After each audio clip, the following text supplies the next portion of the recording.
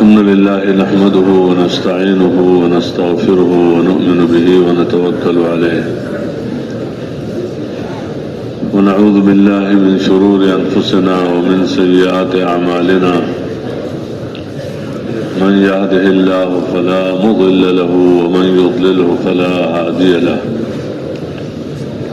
ونشهد أن لا إله إلا الله وحده لا شريك له ونشهد أن سيدنا ونبينا ومولانا محمدا عبده ورسوله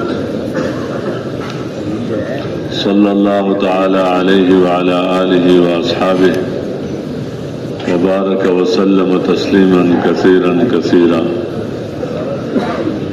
أما بعد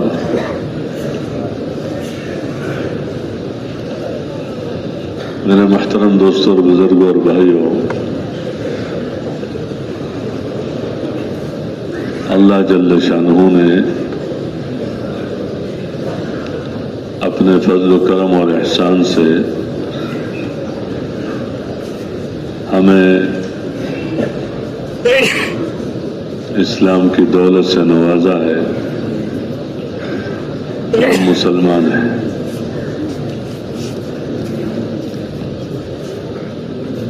بحیثیت مسلمان ہونے کے ہم پر یہ فریضہ عائد ہو جاتا ہے کہ ہم دینی زندگی سیکھیں،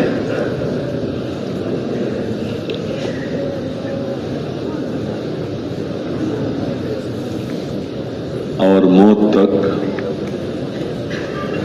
مسلمان بن کر رہے، یعنی موت تک اسلام کے مطابق ہم زندگی گزاریں۔ وَلَا تَمُوتُنَّ إِلَّا وَأَنْتُمْ مُسْلِمُونَ،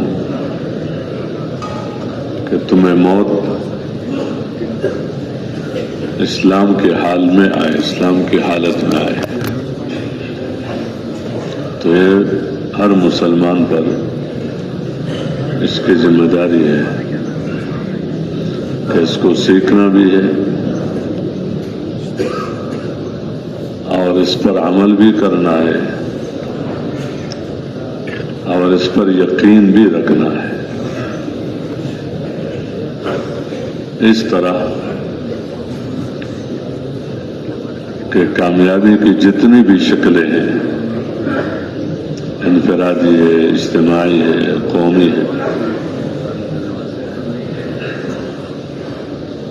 تو وہ سب شکلوں کا انحصار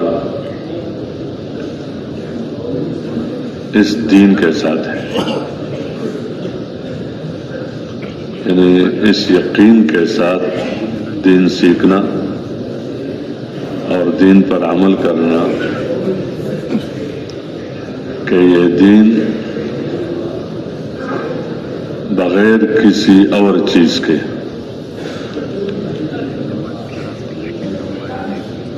یہ میری دنیا اور آخرت دونوں جہانوں میں کامیابی کا یقینی ذریعہ ہے۔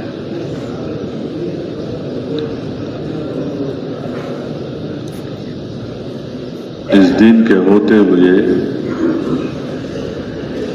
کوئی بھی ناکام نہیں ہو سکتا، اور دوسرے رخ کا یقین بھی ہو کہ اس کو چھوڑ کر کوئی بھی کامیاب نہیں ہو سکتا۔ یہ سب کا مسلمان سے مطالبہ ہے کہ اس دین کو سیکھے بھی، اس دین پر عمل بھی کرے اور اس دین پر یقین ہو، دونوں جہانوں میں کامیابی کا بغیر کسی سبب اور بغیر کسی چیز کے۔ اور اگر یہ زندگی نہ ہو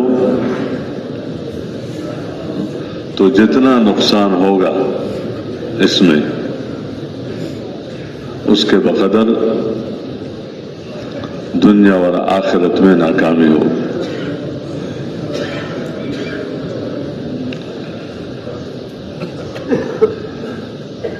اس بات کو اللہ جل شانہ نے حضور پاک صلی اللہ علیہ وسلم کو مخاطب کر کے بتایا ہے کہ فَعْلَمْ أَنَّهُ لَا إِلَهَ إِلَّا اللَّهُ، کہ اس بات کو جان لو، یہ علم ہے، کلمے کا ایک اقرار ہے،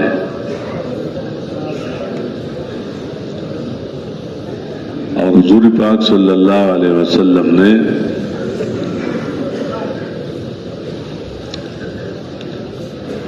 اس کلمے کو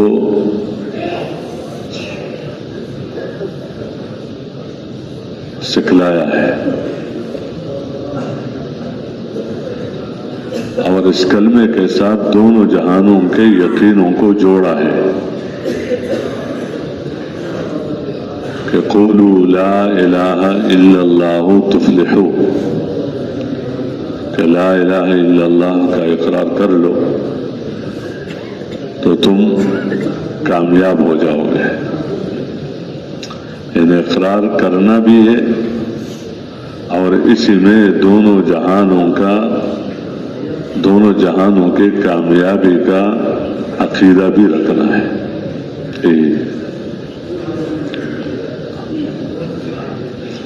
اور پھر قرآن پاک میں اللہ جل شانہ نے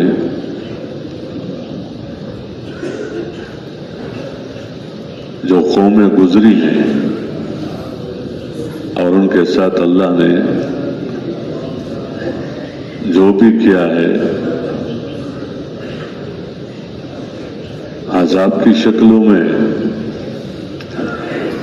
یا رحمتوں کے اور نجات کی شکل میں، تو اس کو بھی ہمارے سامنے واضح طور پر بتایا ہے، جس سے اس بات کو تقویت ملتی ہے۔ تقویت کیا ہے؟ بلکہ یہ واقعات بتائے جاتے ہیں اس لیے تاکہ دل مضبوط ہو جائے۔ حضور صلی اللہ علیہ وسلم کو اللہ جل شانہ نے ارشاد فرمایا کہ واقعات جو ہم آپ کو سناتے ہیں پیغمبروں کے، وَكُلًّا نَقُصُّ عَلَيْكَ مِنْ أَنْبَاءِ الرُّسُلِ مَا نُثَبِّتُ بِهِ فُؤَادَكَ، کہ اس سے ہم تیرے دل کو مضبوط کرتے ہیں، یہ دل کے مضبوطی کا سامان ہے، اس سے دل مضبوط ہو جاتا ہے نبیوں کے واقعات سے جو قرآن نے بتائے ہیں۔ وَجَاءَكَ فِي هَذِهِ الْحَقُّ وَمَوْعِظَةٌ وَذِكْرَى لِلْمُؤْمِنِينَ، اور انہی واقعات میں اللہ نے حقائق بتائے ہیں اور اس میں نصیحت ہے اور مومنوں کے لیے پورے یاد دہانی ہے۔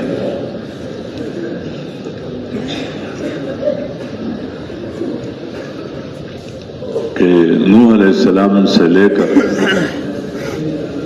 اخیر تک کوئی ایک فرد بھی اگر ناکام ہوا ہے یا ایک مجموعہ ناکام یا ایک قوم ناکام ہوئی ہے تو اس کے ناکامی کا سوائے اس کے کوئی وجہ بھی نہیں ہے، سوائے اس کے کوئی بھی وجہ نہیں ہے کہ وہ قوم نافرمان تھی، کوئی وجہ نہیں ہے کہ وہ غریب تھی، تعداد میں کم تھی، کمزور تھی، ان کے پاس کچھ نہیں تھا۔ یہ وہ چیزیں ہیں کہ جو بندے کے لیے اللہ کے سامنے عذر بن سکتا ہے کہ اللہ غریب تو ہی نے بنایا، کیونکہ کوئی غریب ہوگا، کوئی مالدار ہوگا، دوسروں کے بیچ میں محکوم تو ہی نے بنایا، دوسروں کو اوپر لایا ابتدا میں، تو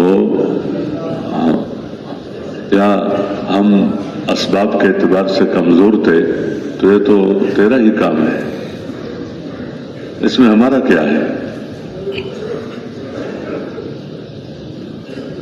اس لیے کوئی بھی جتنے بھی واقعات ہیں تو اس میں اس بات کو بتایا گیا ہے، اور یہ ہمارا عقیدہ ہے، عقیدت کی بات ہے، یہ کوئی ایسی نہیں ہے کہ ایک بات ہے بس، کہ جو بھی ناکام ہوا ہے تو ان کے ناکامی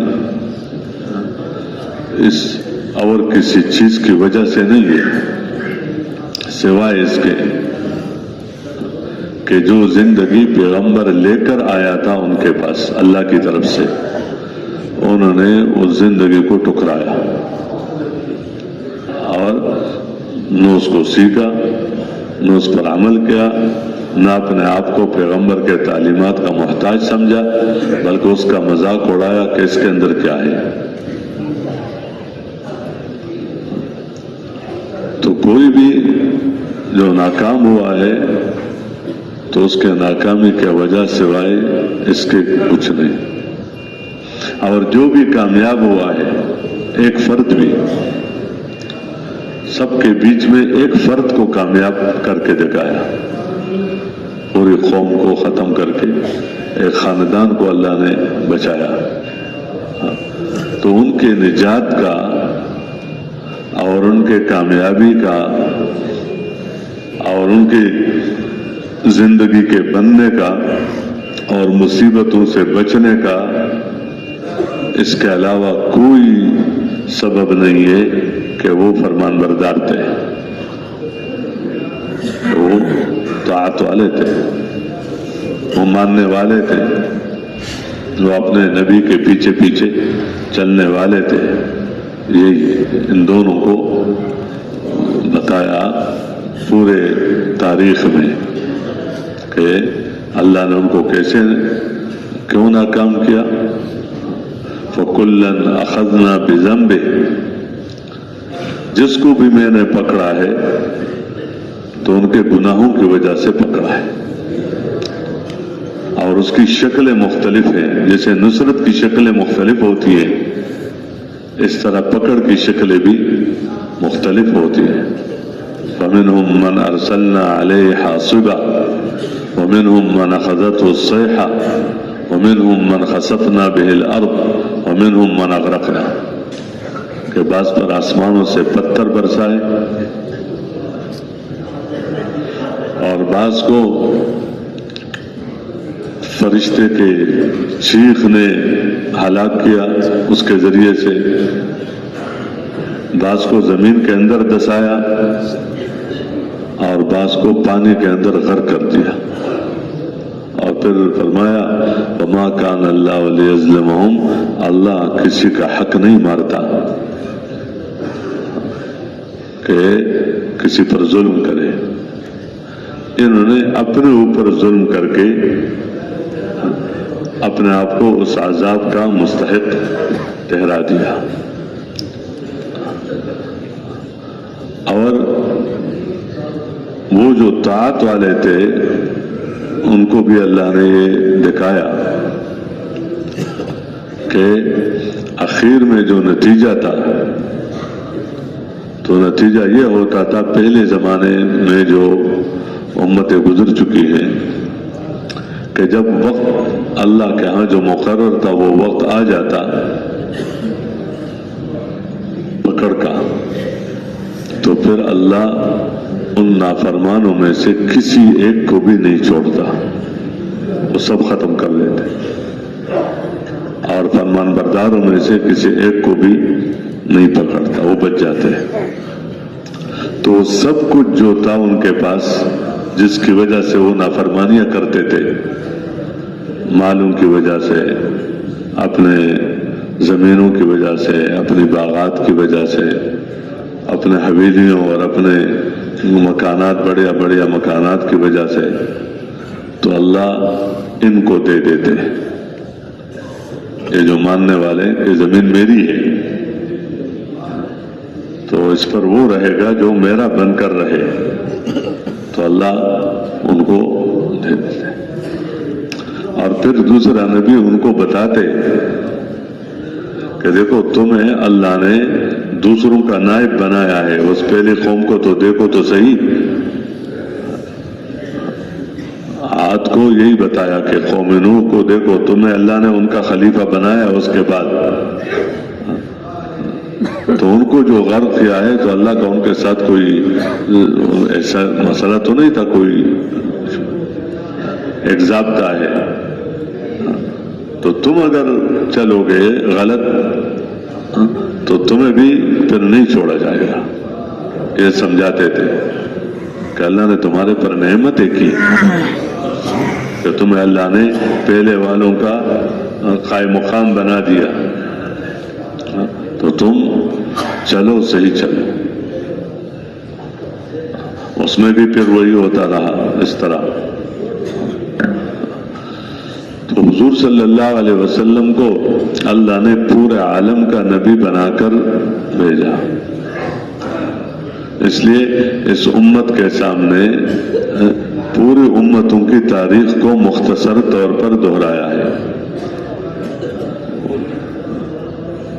تاکہ پوری بات اس امت کے سامنے ہو کہ جو امتوں کے ساتھ جو ہوا ان کے عروج کا اسباب کیا تھے، اور عروج کے بعد ان کے نزول کے اور سقوط کے اسباب کیا تھے، کہ اللہ نے کہاں پہنچایا، اور پھر اس کے بعد اللہ نے ان کے ساتھ کیا کیا.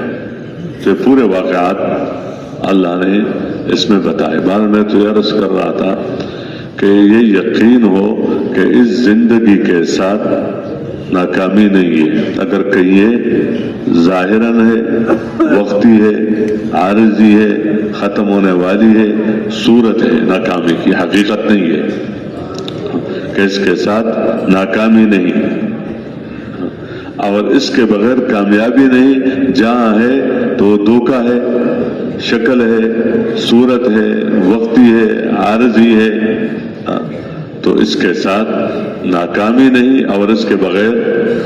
اس لیے پوری تاریخ میں کوئی یہ نہیں دکھا سکتا کہ فلان زمانے میں ایک آدمی کامیاب ہو گیا تھا اور دین اس کے زندگی میں نہیں تھا لیکن اس کے پاس چیزیں تھی تو کامیاب ہو گیا. ایک بندہ بھی کوئی دکھا نہیں سکتا. اور یہ کوئی ایک بندہ دکھا نہیں سکتا ہے کہ فلان تابعدار تھا، دیندار تھا، ماننے والا تھا، لیکن وہ ناکام ہو گیا. کس کی وجہ سے؟ چیزوں کے کمی کی وجہ سے.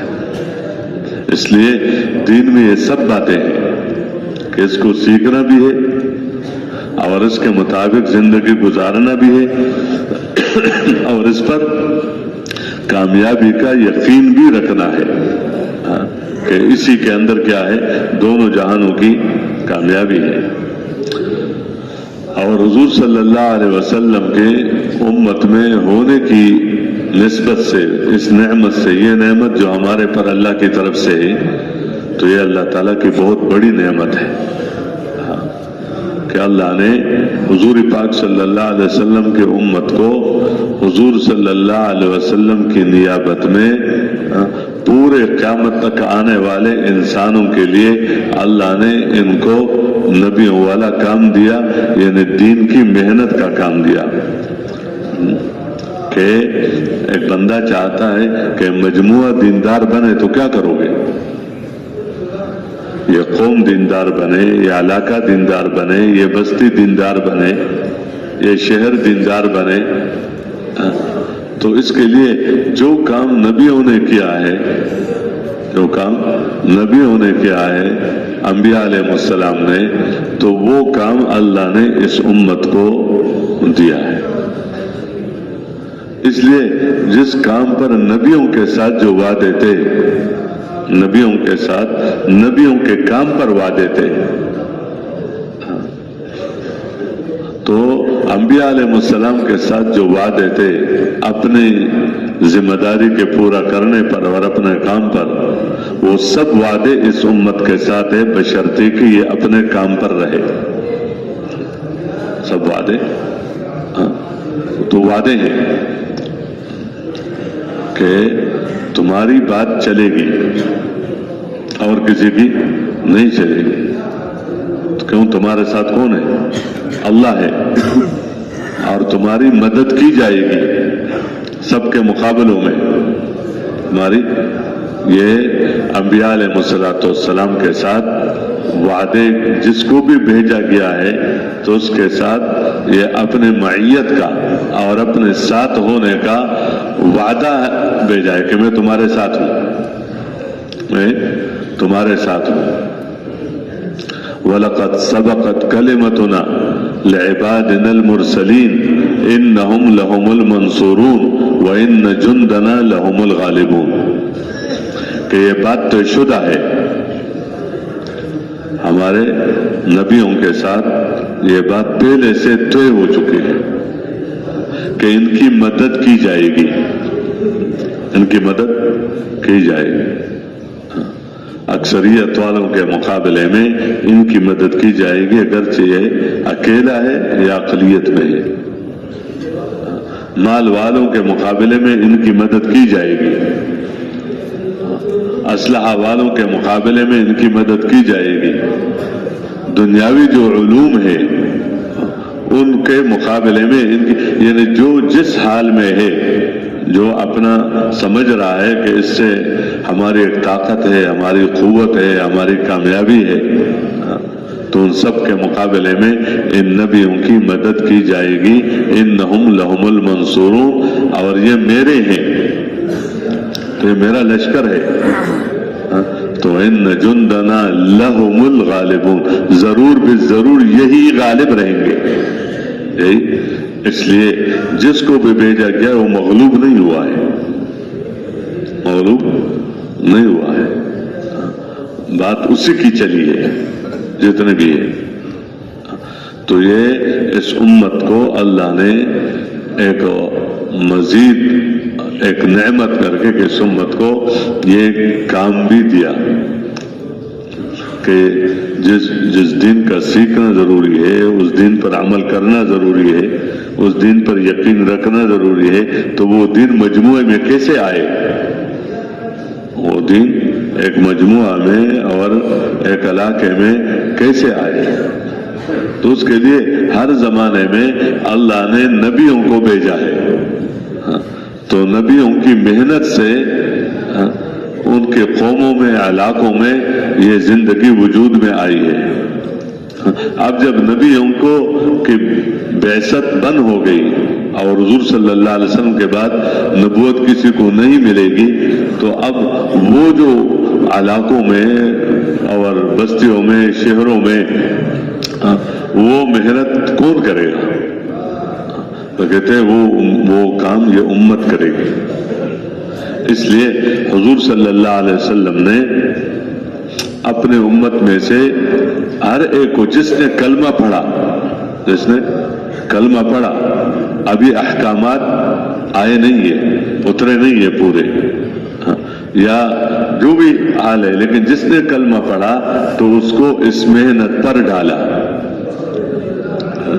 کہ نبی انبیاء علیہ السلام نے ان کو اپنے ساتھ اس محنت میں شریک کیا. کہ پیغمبر بھی بلا رہا ہے، اس کو بھی کہتے ہیں دعوت دو. پیغمبر بھی سکھلا رہا ہے، اس کو بھی کہتے ہیں جو سیکھا ہے وہ اوروں کو سکھلاؤ، اوروں کو سکھلاؤ. یہ اس امت کو اللہ نے کام دیا کہ یہ تمہاری کیا ہے؟ ذمہ داری ہے اس کی. اور اس امت کے ساتھ جیسے میں نے پہلے عرض کر لیا، یہ وعدہ ہے.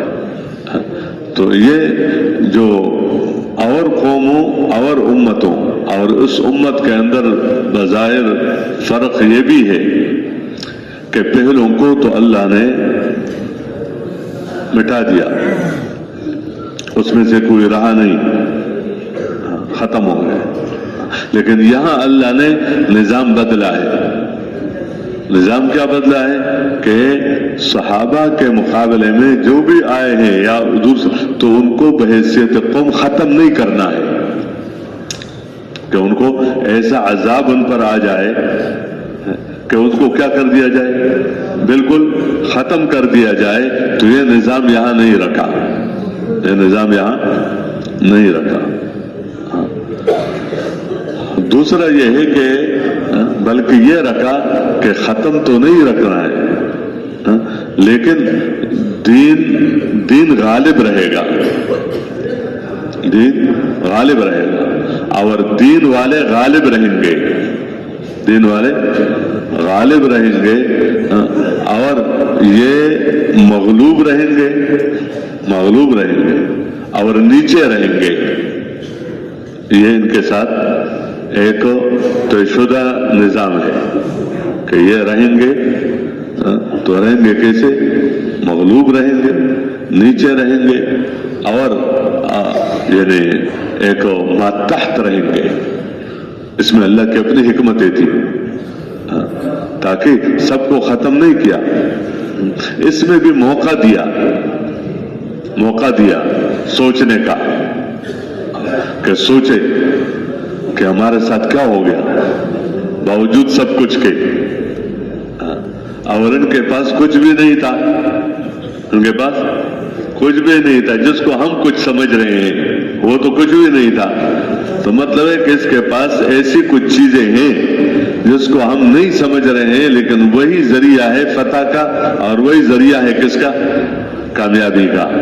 تو وہ ایک قسم کے سوچ میں پڑ جاتے اور ان کو موقع ملتا تاکہ وہ صحیح راستے پر آ جائے، اور بالکل اس لیے بہت سارے اس کے بعد مسلمان بھی ہوئے ہیں، اور بہت سارے نہ صرف یہ کہ مسلمان ہوئے ہیں بلکہ اسلام کے داعی بنے ہیں۔ ایک دم ختم کرنا اس امت میں نہیں رکھا، لیکن یہ رکھا کہ ناکام ہوں گے، ناکام۔ یہ چیزیں ایک نظام کے اعتبار سے یہ چیزیں تو ہیں۔ اور دوسری بات کہ ان قوموں کو جو عذاب دیا گیا تھا، ان قوموں کو وہ براہ راست اللہ نے دیا تھا، براہ راست عمومی طور پر پانی کے ذریعے سے دیا، زلزلے کے ذریعے سے دیا، فرشتے کے چیخ کے ذریعے سے دیا، دوسرے واقعات بھی ہیں، اس کا انکار نہیں ہے وہ موقع، لیکن میں عمومی بات کر رہا ہوں۔ اور یہاں یہ کیا کہ خود ہی انہی انسانوں کے ذریعے سے، جن کو یہ سمجھ رہے تھے کہ یہ تو کچھ بھی نہیں ہے، تو انہی انسانوں کے ذریعے سے اللہ نے ان کو ادب سکھایا اور ان کو راستہ سکھایا اور ان کی قوتوں کو توڑا۔ اگر اللہ چاہتے تو اللہ یہاں بھی وہی کام کرتے جسے پہلے امتوں کے ساتھ کیا، لیکن یہاں کیا کیا؟ یہاں انہی کمزوروں کو اور انہی ضعیفوں کو اور انہی جس کو یہ کچھ بھی نہیں سمجھتے، ان کے ذریعے سے اللہ نے ان کے قوتوں کو، وہ قوت جو مانع تھی دین کے عام ہونے میں، دین کے عام ہونے میں ایک رکاوٹ تھی، اس کے ختم کرنے کا اللہ نے ذریعہ بنایا۔ یہ اللہ کا ایک نظام ہے کہ یہ اسی امت کے ساتھ یہی چلے گا۔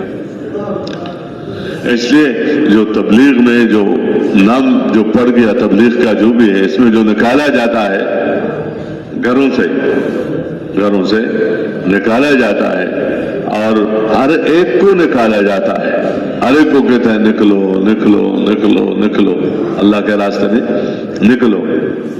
تو اس میں یہ سب چیزیں سامنے ہوتی ہے، یہ بھی سامنے کہ اس مسلمان پر اس کی ایک زندگی وہ ہے جس کا تعلق اللہ کے ساتھ ہے، زندگی کا ایک حصہ عبادات کا، اور ایک حصہ وہ ہے جس کا تعلق مخلوق کے ساتھ ہے، جس میں یہ مشغول رہتا ہے کمانے میں اور خرچ کرنے میں اور بیوی بچوں کی ضرورتوں کے پورا کرنے میں، یا اس پر جو آگے ذمہ داریاں ہوتی ہیں مختلف شعبوں میں کام کرنے کی۔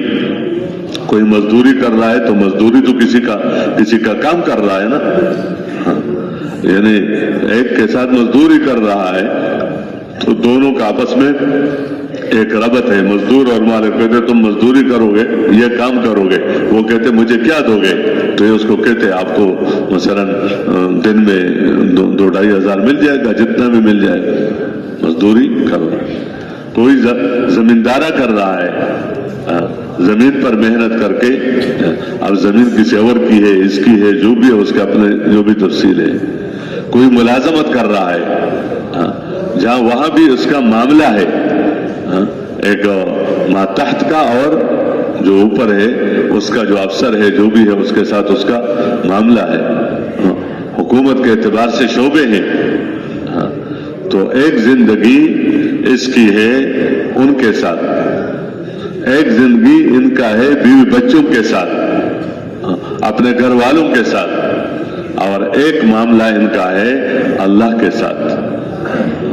دین کا تعلق ان سب کے ساتھ ہے، اس لیے نکالا جاتا ہے کہ اس کو سیکھا جائے۔ سیکھے بغیر اگر بندہ حقوق اللہ ادا کر رہا ہے سیکھے بغیر، یا حقوق العباد ادا کر رہا ہے سیکھے بغیر، تو اس کے نظر میں تو ہے کہ میں نے اللہ کا حق ادا کیا، لیکن اللہ کے ہاں وہ متصور نہیں ہے کہ اس نے اس حکم کو پورا کر لیا، یا اس کے ذہن میں تو ہے کہ میں نے بندے کا حق ادا کیا، لیکن اللہ نے جو بتایا ہے۔ تو ایک طرف اس زندگی کا سیکھنا یہ اپنی جگہ ضروری ہے کہ یہ سیکھنے سے آتا ہے، سیکھنے سے آتا ہے، کیوں؟ اس کے سیکھے بغیر کوئی اللہ کے حقوق ادا کر رہا ہے، کوئی بندوں کے حقوق ادا کر رہا ہے، کوئی اپنا نفس کا حق ادا کر رہا ہے، تو وہ اللہ کے ہاں دین نہیں ہے کہ یہ بلکہ یہ اپنے ہی چلا رہا ہے، جو اس کے جی میں آیا، جو اس نے چاہا، جس طرح چاہا، جتنا چاہا وہی کیا، تو یہ تو اپنا ایک قسم کا اپنا نفس اور اپنے جی کو دیکھ کر زندگی کو اس لیے نکالا جاتا ہے تاکہ امت کے اندر وہ اس دینی زندگی کا طلب پیدا ہو جائے جس سے آج نہ اس کے سیکھنے کی ضرورت کو سمجھا جاتا ہے کہ ہمارا کام چل رہا ہے، بلکہ نہ اس پر عمل کی ضرورت کو سمجھا جا رہا ہے، بلکہ سمجھا یہ جا رہا ہے، اللہ معاف کرے، کہ اگر اس دینی اصول کے مطابق ہماری تجارت ہوگی اور اس دینی اصول کے مطابق ہماری مزدوری ہوگی، یہ مزدوری ایک شعبہ ہے اور تجارت شعبہ ہے اور زراعت شعبہ ہے اور حکومت شعبہ ہے، اس میں پھر آگے ملازمتیں ہیں، تو ذہن یہ کہ اگر اس کے مطابق ہماری مزدوری ہوگی دین کے مطابق، اور دین کے مطابق ہماری تجارتیں ہوں گی، اور دین کے مطابق ہماری حکومتیں ہوں گی، اور دین کے مطابق ہماری ملازمتیں ہوں گی، تو ہم ناکام ہو جائیں گے۔ زبان سے نہیں کہتا، زبان سے تو پھر بہت نقصان ہو جاتا ہے، لیکن عملاً کیا ہے کہ اگر دین کے مطابق کریں گے تو کیا ہو جائے گا؟ نقصان ہو جائے گا۔ اور اگر ہم اوروں کی طرح کریں گے جو دین سے آزاد ہیں، جو دین سے کیا ہے؟ آزاد ہیں، جب اوروں کی طرح تجارتیں کریں گے، اوروں کی طرح زراعتیں کریں گے، اوروں کی طرح حکومتیں چلائیں گے، اوروں کی طرح، تو ہم بھی اسی طرح کامیاب ہو جائیں گے جس سے وہ کیا ہے؟ جس سے وہ کامیاب ہے۔ یعنی ذہنی طور پر جب قوم اتنا ایک پستی میں پہنچ جاتا ہے کہ جن کو ناکام سمجھنا چاہیے دین کے نہ ہونے کی وجہ سے، تو اس کو کامیاب سمجھا جا رہا ہے پیسوں کے ہونے کی وجہ سے اور ملک کے ہونے کی وجہ سے اور چیزوں کے ہونے کی وجہ سے، اور جن کو کامیاب سمجھنا چاہیے دین کی وجہ سے تو اس کو ناکام سمجھا جا رہا ہے کہ چیزوں کی کمی کی وجہ سے۔ تو جب ذہنی طور پر قوم جو گرتی ہے وہ اپنے اسی سوچ کے اعتبار سے قوم ہوتی ہے کہ بندہ اپنے آپ کو کتنا اس کے اندر، یعنی دیکھو دین نے کتنا اس کا مقام، اللہ اس کو مقام دیا، خاص کر اس امت کو، کہ تم تو پورے عالم کے لیے ہو، پورے عالم کی محنت کی ذمہ داری تمہارے پر ہے، تو تمہیں اللہ نے کتنا بڑا مقام دیا، اور تمہاری باتوں کا، تمہاری محنت کا، تمہارے اعمال کا اثر پڑ رہا ہے پورے عالم پر، بل قیامت تک آنے والے زمانے پر، تو تمہاری نیت کتنی بڑی ہونی چاہیے، اور تمہارے اندر اپنے اس ذمہ داری کا شعور کتنا ہونے چاہیے، بجائے اس کے کہ بندہ اپنے آپ کو بس ایک خاص جگہ کا سمجھ کر وہ بھی کھانا پینا اور چیزوں کی ضرورتوں کے اعتبار سے کہ یہی میرا کام ہے، یہ کیا ہے؟ اس لیے ایک طرف نکالا جاتا ہے تاکہ وہ زندگی سیکھنے سے آتی ہے، تو وہ زندگی کو سیکھنا ہر ایک کی ذمہ داری ہے، اور پھر اس کے مطابق زندگی گزارے بھی، تاکہ اس کی برکتیں اور رحمتیں اپنے آنکھوں سے دیکھے اور اس کا دل کو قرار ہو جائے کہ ہاں راستہ یہی ہے، اور ساتھ ساتھ یہ ذمہ دار اور اپنی ذمہ داریوں کو ادا کرے کہ ایک گھر میں باپ کی ذمہ داری ہے کہ بچوں کو دیندار بنائے، کہ اس کے کیا ہے ذمہ داری ہے کہ تمہیں اللہ نے اولاد دی ہے تو اولاد کا حق رکھا ہے، اور ان کے حقوق میں سے یہ بڑا حق ہے کہ ان کی تربیت ایسی کر لو کہ جہنم کی آگ سے بچ جائے۔ تو میں اپنے اہل و عیال کو جہنم سے بچانے کے لیے محنت اور کوشش کرنا، یہ ہر مسلمان کو بتایا گیا ہے کہ قوا انفسکم و اہلیکم نارا، کہ اپنے آپ کو اور اپنے اہل و عیال کو جہنم سے بچاؤ۔ یہ اگر ایک مسجد کے ساتھ مثلا 300 گھر ہے مثال کے طور پر، تو ہر گھر کا جو ذمہ دار ہے، جو بڑا ہے، جو عاقل ہے، بالغ ہے، مکلف ہے، اور وہ اپنے گھر میں تنفیذ کر سکتا ہے، اپنے کاروبار میں تنفیذ کر سکتا ہے، بچہ نہیں ہے، بڑا ہے، تو وہ مکلف ہے اس بات کا کہ تم اپنے ذات کا ذمہ دار ہو اور اپنے بچوں کا کیا ہو ذمہ دار ہو، اور اپنے اہل و عیال کی کیا ہے ذمہ داری تمہارے پر ہے، تو تمہارے سے پوچھا جائے گا اس کے ان کے دین کے بارے میں۔ جیسے یہ جو حقوق ہے تو یہ بھی دین ہی ہے، یہ بھی کیا ہے کہ ان کو دیندار بناؤ، یہ ان کا حق ہے۔ بنانے کے لیے محنت کرنا تمہارا کام ہے، نتیجہ اللہ نے اپنے ہاتھ میں رکھا ہے، نتیجہ اللہ نے اپنے ہاتھ میں، جیسے بندہ کہتے ہیں زمیندار بنے، کہ میرے اولاد زمیندار بنے، میرے اولاد مثلا تاجر بنے، بیٹا جو ہے ڈاکٹر بنے، تو اس کے لیے کیا کرتا ہے؟ بنانا تو اللہ ہی کے ارادے سے ہوگا، لیکن اس کے لیے کیا کرتا ہے؟ تو اس طرح یہ سب کے نزدیک مشترک چیز ہے کہ دیندار بنے۔ جب دیندار بن کر ڈاکٹر بنے گا، دیندار بن کر انجینئر بنے گا، دیندار بن کر مزدور بنے گا، دیندار بن کر حاکم بنے گا، دیندار بن کر تو ہر شعبہ رحمتوں کے اترنے کا ذریعہ ہوگا، ہر شعبہ۔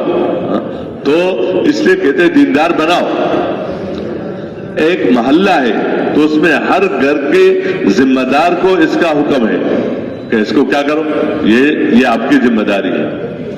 پورے بستی کے ساتھ، اس مسجد کے ساتھ جتنے گھر ہیں، مثال کے طور پر 100 ہے، تو اس میں کچھ تو ایسے ہونی چاہیے جن کے گھر گھر کی یہ محنت ہو، جن کے کیا ہے کہ دین کے جس سطح پر ہے اس میں کمی نہ آ جائے، اس میں کیا ہے کمی نہ آ جائے، اور جو بھی منکرات ہیں تو ان منکرات کا وجود نہ ہو، نہیں ہے تو کوئی منکر وجود میں نہ آئے، اور کوئی حکم ہاتھ سے نہ چھوٹے، ہاتھ سے نہ چھوٹے۔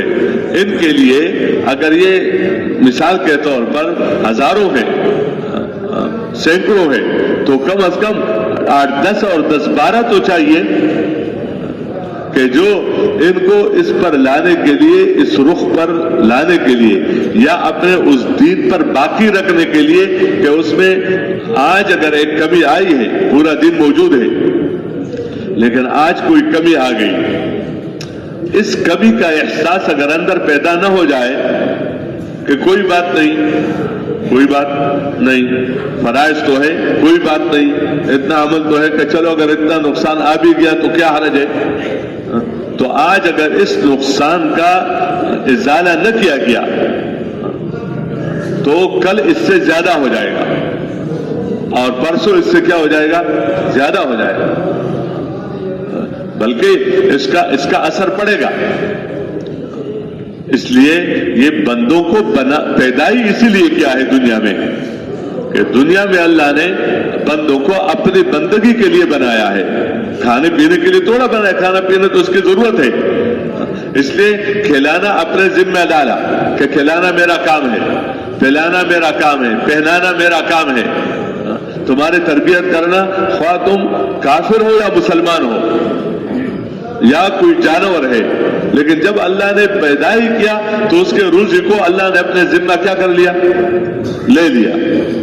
یہ جتنے بھی ہمارے اسباب اور ذرائع ہیں، کوئی زراعت ہے، کوئی نوکری ہے، کوئی ملازمت ہے، کوئی جو کچھ بھی ہے، یہ دروازے ہیں اس روزی کے جو اللہ ہمیں دینا چاہتا ہے، تو یہ اس دروازے سے کیا ہے؟ بندے کو اس دروازے سے وہ رزق جو اللہ نے اپنے ذمہ رکھا ہے، وہ رزق اس دروازے سے اللہ اس کو پہنچا دیتا ہے۔ اس لیے دروازے کو توکل کا خلاف نہیں بتایا کہ اگر کوئی سبب اختیار کرتا ہے اور دروازہ کھول رکھتا ہے کہ اس دروازے پر رزق آئے، تو یہ توکل کے کیا ہے کہ اللہ کے نے اپنے ذمہ لگایا ہے اور تم دروازہ کھول رہے ہو، اللہ نے اپنے ذمہ لگا لیا اور تم سبب اختیار کر رہے ہو، تو اس لیے اس کو توکل کے خلاف نہیں بتا، یہ سبب ہے، یہ دروازہ ہے، لیکن اللہ کے قدرت کو اور اللہ کے دینے کو اپنے اسی دروازے میں منحصر سمجھنا کہ مجھے تو اسی راستے سے ملے گا بس، اس لیے یہ حرام ہے یا حلال ہے میرے نہیں چھوڑنا ہے، کیوں؟ یہ میرے پاس روزی پہنچنے کا یہ کیا ہے؟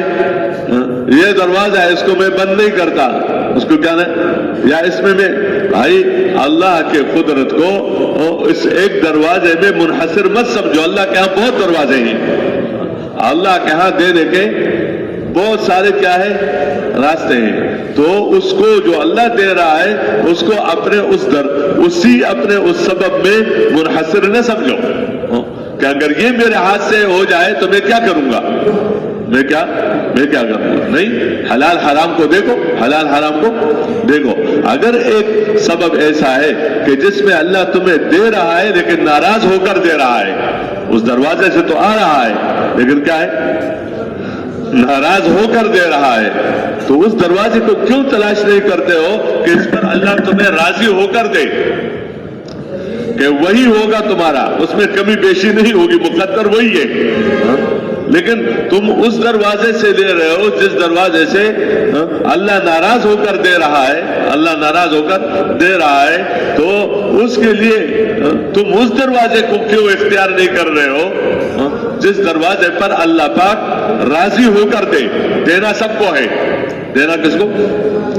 جب تک کہتے الا ان نفسا لن تموت حتى تستكمل رزقها فاتقوا الله واجملوا في الطلب وتوكلوا عليه فان الله يحب المتوكلين، کہ اس بات کو سن لو، خبردار، موت پہلے نہیں آتی، رزق ختم ہو جاتی ہے، موت آ جاتی ہے، ان نفسا لن تموت، کہ کوئی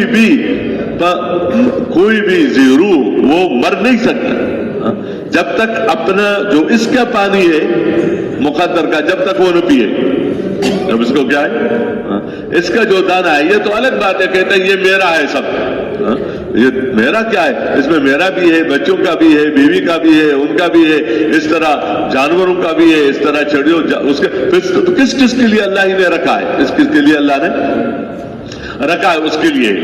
وہ سنا ہے کہ حضرت سلیمان علیہ السلام کے مجلس میں ایک بندہ نے جو ہے ایک دانہ اٹھا کر کہا کہ یہ کس کے لیے، کس کے مقدر میں ہے، تو نبی تھے، وہ اللہ نے بتایا ہوگا وحی کے ذریعے سے، جو بھی بہرحال ایک قصہ ہے، کہا کہ یہ فلان جگہ، کہ یہ ایک مرغ ہے اس رنگ کا، یہ اس کے لیے مقدر ہے، تو اس نے اس کی بات کو ٹکرانے کے لیے اس کو منہ کے اندر ڈال دیا کہ تو میرا ہے، یہ کیا ہے، تو یہاں تو ایسا تو نہیں کہ میں نے جو منہ میں ڈالا وہ اندر جائے گا بھی، وہ تو ادھر دو راستے ہیں، ایک سانس لینے کا اور ایک غذا کا، اس لیے اگر غذا اسی راستے پر آ جائے تو بندے کو موت واقع ہو جاتی ہے، کھانا پینا مشکل ہو جاتا ہے، کیوں؟ اپنے راستے پر کھانا نہیں رہا، اپنے راستے پر چیز نہیں رہی، سانس لینے کے نالی میں چیز ادھر گئی تو ادھر اس کا پھنس گیا.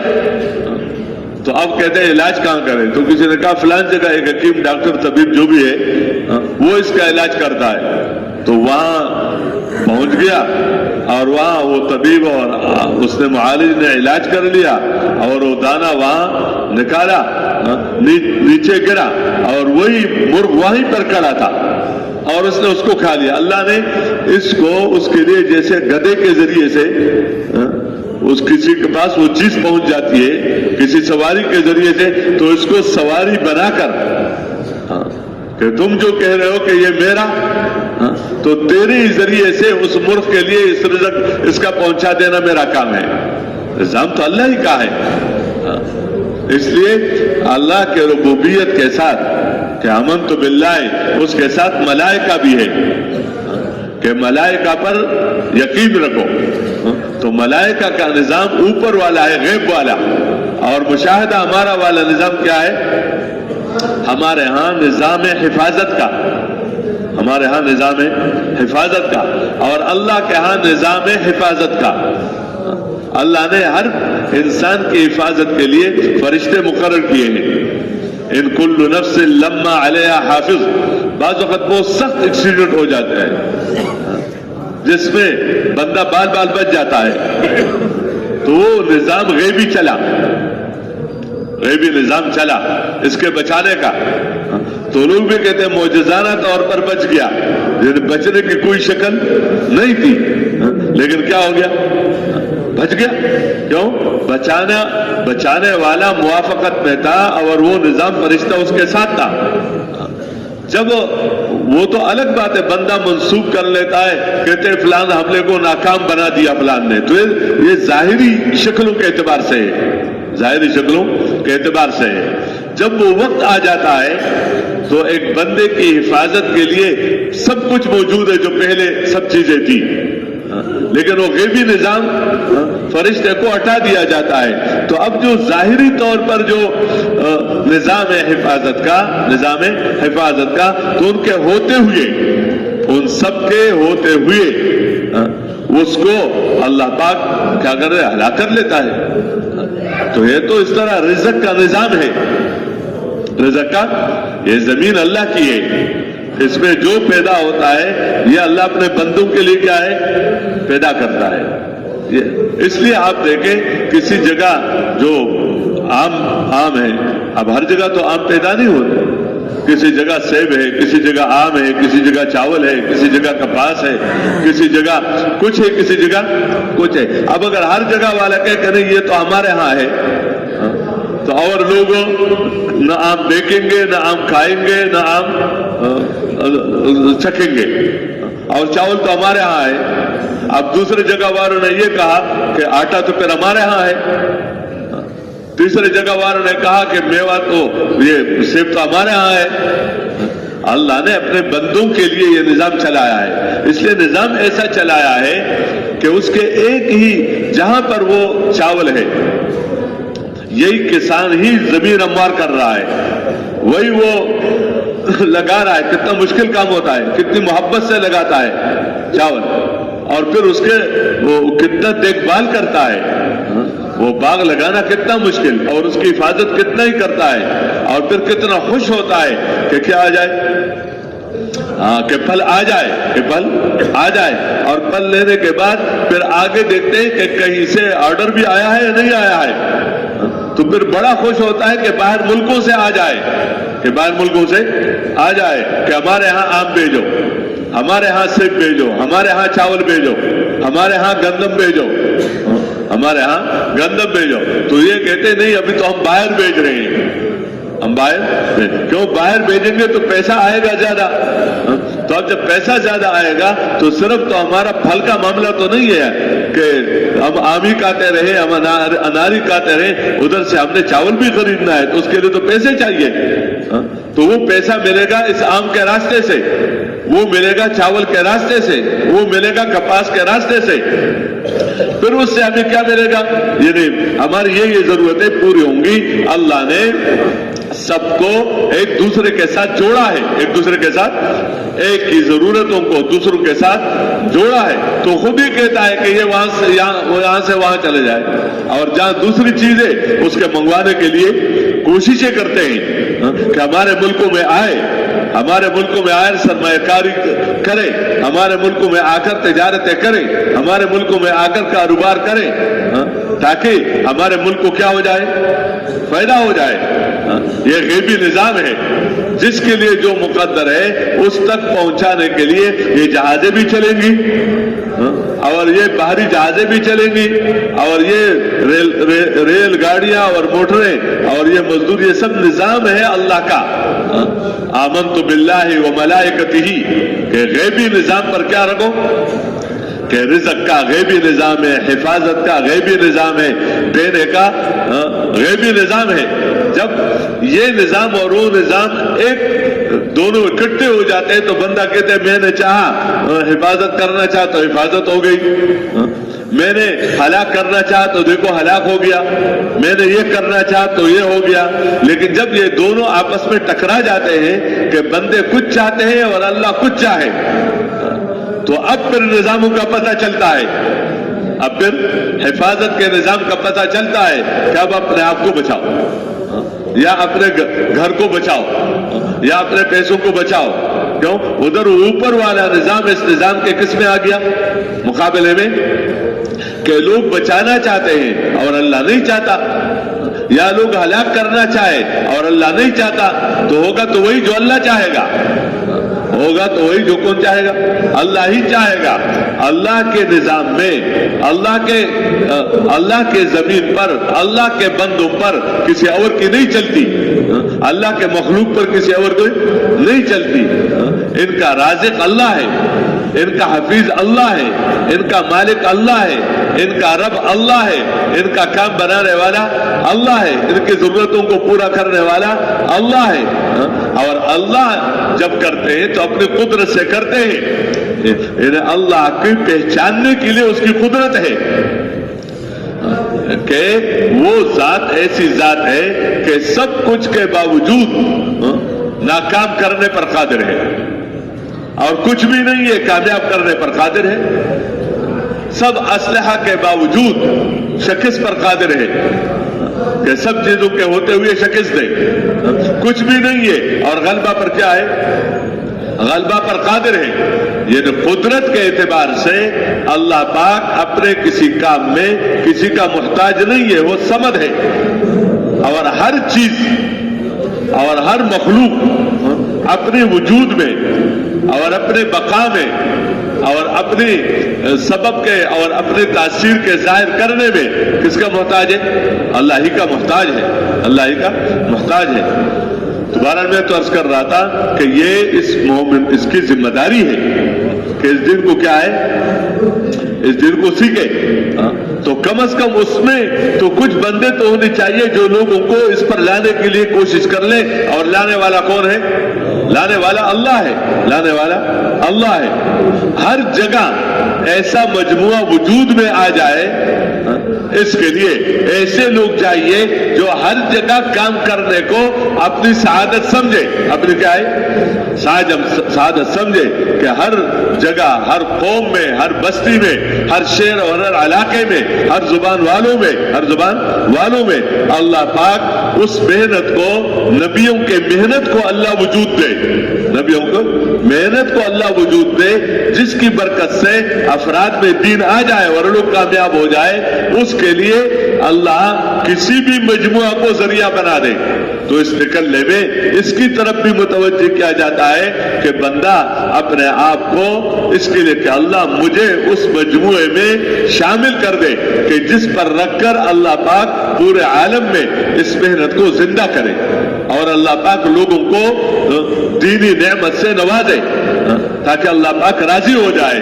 یہ تھوڑا سا وقت ہے, دیکھو وقت تو جس کو جتنے بھی دیا ہے, کسی کے پاس 30 سال ہے, کسی کے پاس 40 سال ہے, کسی کے پاس 20 سال ہے, کسی کے بلوغ کے بعد جتنا بھی وقت ہے کسی کے پاس تھوڑا, کسی کے پاس زیادہ. لیکن بندے کی اپنی جو نیت کی جو وسعت ہے اور فکر کی جو وسعت ہے اور ذمہ داری کی جو اہمیت ہے اس کے اعتبار سے اللہ پاک اس سے کام لیتا ہے. اس لیے ہم سب اس کے محتاج اور ضرورت مند ہیں کہ یہ ہمارا کام ہے. اس سیکھنے میں جو سیکھا جاتا ہے بنیادی طور پر جس کے ذریعے سے پورا دین آتا ہے وہ ایمان سیکھا جاتا ہے, کلمے والا یقین سیکھا جاتا ہے, اخلاص سیکھا جاتا ہے. یہ سب سیکھنے سے آتا ہے. اللہ کے لیے کام کرنا, اللہ کے لیے, اللہ کی رضا کے لیے کام کرنا, کہ اپنے نفس کے لیے نہ ہو, اپنے جی چاہنے کی وجہ سے نہ ہو, کسی غرض کی وجہ سے نہ ہو. تو یہ سیکھا جاتا ہے کہ ایمان سیکھنا ہے, اخلاص سیکھنا ہے, اور اتباع سنت طریقہ سیکھنا ہے کہ عمل کرنے کا طریقہ سیکھو. اگر ایمان مضبوط ہے, اخلاص بھی ہے, لیکن عمل کرنے کا طریقہ وہ نہیں ہے جو پیغمبر صلی اللہ علیہ وسلم نے بتایا ہے, تو اب یہ دین نہیں بنے گا. اس لیے پیغمبر صلی اللہ علیہ وسلم کا طریقہ سیکھنا یہ بنیاد ہے کہ طریقہ سیکھو, ایمان سیکھو, یہ کلمے والا یقین سیکھو, اور اخلاص سیکھو, اور احتساب الاجر ہے. احتساب الاجر یہ ہے کہ اس عمل پر جو مل رہا ہے, اس عمل پر جو اللہ کی طرف سے مل رہا ہے, عام طور پر نیک عمل پر جو وعدے ہیں, نیک عمل پر جو وعدے ہیں وہ مشاہدے کے خلاف ہیں, وہ مشاہدے کے خلاف ہیں, اور برے عمل پر جو وعیدیں ہیں وہ بھی مشاہدے کے خلاف ہیں. مثال کے طور پر نماز پر وعدہ ہے کامیابی کا, نماز پر وعدہ ہے کامیابی کا, اور نماز کے لیے اپنے گھر کو, اپنے بیوی بچوں کو, اپنے کاروبار کو, جو جہاں ہے, مزدور اپنے مزدوری کو, تاجر اپنی تجارت کو, حاکم اپنی حکومت کو, جو جہاں لگا ہوا ہے اس کو چھوڑنا. یہ دینداری ہے کہ اللہ کے فرمان سے لگنا آ جائے اور اللہ کے فرمان سے چھوڑنا آ جائے. یہ دونوں ہیں کہ لگنا کیوں ہے, کیوں لگے ہوئے ہو, حکم ہے, کیا ہے, حکم ہے اللہ کا, تو لگنا دین ہے. تو چھوڑتے کیوں ہو, اب چھوڑنے کا حکم ہے, کیا ہے, اس وقت میں چھوڑنے کا حکم ہے. اور جب چھوڑنا ہو حکم سے اس پر بھی ملتا ہے, اور جب لگنا ہو حکم سے تو اس پر بھی کیا ہے. اب حکم سے لگنے پر تو نظر آتا ہے, اس لیے عام طور پر لوگ کہتے ہیں یہ تو بھی دین ہے. یہ کاروبار کرنا بھی کیا ہے, اور یہ دکان پر بیٹھنا بھی کیا ہے, دین ہے. اور یہ مزدوریاں کرنا بھی, اس میں لگنا, کہتے ہیں یہ تو بھی دین ہے. بھائی دین نہیں ہے, اس کو دین بنانا پڑتا ہے. کیا کرتا ہے, دین ایمان ہے, دین اخلاص ہے. جب یہ جس چیز کے اندر آ جاتے ہیں تو وہ دین بن جاتا ہے. تو دین تو ایمان ہے, دین تو اخلاص ہے, اور دین تو اتباع سنت ہے کہ سنت کے مطابق جو اس کے مطابق جو طریقہ ہے اس تو اب نظر آتا ہے کہ میں اگر نماز چھوڑ کر جاؤں گا, نماز چھوڑ کر جاؤں گا تو کیا بن جائے گا, میرا نقصان ہو جائے گا, میرا نقصان ہو جائے گا. کیوں, یہ کاروبار ہے, یہ جو بھی نقصان کی شکلیں ہیں یہ چھوڑ کر جائے گا. اور وہاں جاؤں گا تو مسجد میں ہے کیا, مسجد میں کیا ہے, مسجد میں کچھ نظر تو نہیں آتا. تو جہاں نظر نہیں آتا وہاں جانا, اور جہاں نظر آتا ہے اس کو چھوڑنا, اس کے لیے ایمان چاہیے. اس کے لیے کیا ہے, ایمان چاہیے کہ بندے کے اندر یہ یقین ہو کہ اس وقت اپنے گھر کو چھوڑ کر اللہ کے گھر جانے سے, اور اپنے دکانوں اور اپنے حکومتوں کے دفاتر کو چھوڑ کر اللہ کے گھر جانے سے, اللہ کے گھر جانے سے اسی میں کامیابی ہے. اور اللہ کے گھر کو چھوڑ کر اپنے دفتروں میں رہنے سے اور اپنے گھروں میں رہنے سے نقصان ہے. یہ مشاہدے کے خلاف ہے، یہ مشاہدے کے خلاف ہے۔ اتنا ایمان سیکھنا تو فرض عین ہے، اتنا ایمان سیکھنا تو فرض عین ہے۔ اگر ایک بندہ نہیں جا رہا ہے تو اس کا یہ مطلب نہیں کہ منکر ہے، کہ کیا ہے؟ یہ منکر ہے، یہ نماز نہیں مانتا۔ ہاں، مانتا تو جاتا، مانتا تو جاتا۔ میں تو اس طرح نماز کی مثال دی، آگے روزہ بھی اسی طرح ہے کہ اپنے خواہش کے خلاف حکم پورا کرنا۔ بھوک ہے اور کہتے ہیں نہ کھاؤ، کیا بات ہے یار، بھوک بھی ہے کھانا بھی ہے، بیچ میں اور کیا رہ گیا؟ یعنی عام طور پر لوگ کہتے ہیں نا وسائل اور مسائل، تو مسئلہ بھی ہے وسیلہ بھی ہے۔ بھوک مسئلہ ہے اور کھانا وسیلہ ہے، پیاس مسئلہ ہے اور پانی وسیلہ ہے، اندر خواہش مسئلہ ہے اور اس خواہش کے پورا کرنے کی جائز سبب گھر پر موجود ہے، اور وہ کیا ہے؟ وہ وسیلہ ہے۔ تو سبب بھی موجود ہے اور سبب اس کے پورا کرنے کا ذریعہ بھی کیا ہے؟ موجود ہے، اور کہتے ہیں نہ ہو، تاکہ کسی سبب میں لگنا بھوک کی وجہ سے نہیں ہے، بھوک کی وجہ سے نہ کھاؤ، حکم کی وجہ سے کھاؤ، پیاس کی وجہ سے نہ پیو، بلکہ اس پیاس میں مجھے حکم ہے پانی پینے کا، تو جہاں حکم ہے تو پیو، جہاں حکم نہیں ہے تو نہ پیو۔ اس بھوک میں حکم ہے کس کا؟ کھانے کا۔ جو حکم کی وجہ سے کھائے گا تو آگے وہ اپنے کھانوں میں اسراف سے بچے گا، کیونکہ صرف کلو واشربو نہیں ہے، آگے ولا تسرفو ہے کہ کھاؤ اور پیو اور کیا نہ کرو؟ اسراف نہ کرو۔ تو کھانے میں جتنے اسراف کی شکلیں ہیں، جتنے بڑھیا سے بڑھیا کھانے جو اسراف کے حد تک پہنچ جاتی ہے، اور جو حلال اور حرام چیز ہے اگرچہ تو اسراف ہے،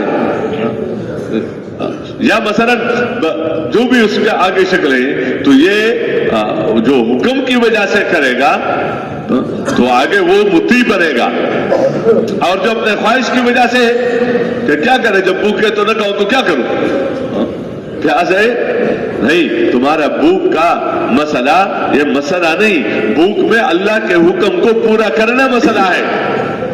تم نے اللہ کے حکم میں اس تھوڑی سی بھوک کو برداشت کر لیا تو اللہ مرنے کے بعد نہ ختم ہونے والے بھوک سے تمہیں بچا دے گا۔ تم نے اللہ کے حکم کے پورا کرنے کے لیے اس پیاس کو، عارضی پیاس کو برداشت کر لیا تو اللہ نہ ختم ہونے والے پیاس سے تجھے اللہ بچا دے گا۔ تم نے اپنے آپ کو خواہش سے روکا تو اللہ پاک مرنے کے بعد تمہاری نہ ختم ہونے والی خواہشات کو پورا کر دے گا۔ یہ اس طرح کے وعدے ہیں۔ تو اس طرح نظر تو آتا ہے کہ میرا کام خراب، لیکن آگے وعدے ہیں۔ زکات دیکھو تو نظر آ رہا ہے کہ پیسہ دے دوں گا تو غریب ہو جاؤں گا، پیسہ دوں گا تو، اور اللہ کہتے دو، کیا ہے؟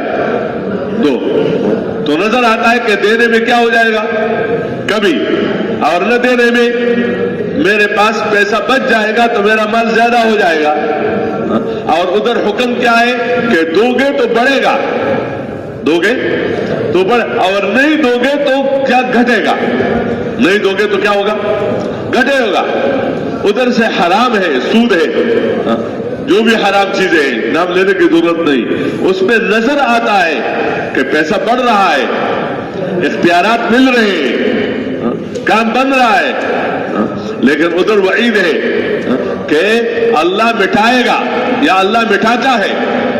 اب مٹتا ہوا نظر نہیں آتا، بڑھتا ہوا نظر آ رہا ہے، بڑھتا ہوا نظر آ رہا ہے۔ تو اتنا ایمان تو سیکھنا ضروری ہے کہ جہاں اللہ نے فرمایا ہے کہ بڑھ رہا ہے تو مشاہدے کے خلاف بندہ اس بات کا یقین رکھے کہ بڑھ رہا ہے، اور جہاں اللہ نے بتایا ہے کہ ختم ہو رہا ہے، آج نظر نہیں آئے گا کل سر کے آنکھوں سے دیکھے گا کہ ان محلات کے ساتھ اور ان گھروں کے ساتھ اور ان جو بھی انہی بنیاد پر جن کی تعمیریں ہوئی ہے اس کا کل کیا بنے گا۔ تو یہ آج نظر نہیں آ رہا ہے، لیکن پھر تمہیں خود سر کے آنکھوں سے نظر آئے گا کہ تمہارے کاروباروں کا اور تمہارے کارخانوں کا اور تمہارے جتنے بھی چیزوں کا جس کی بنیاد اس پر تھی اس کا کیا بنا، اسی میں روئے گا۔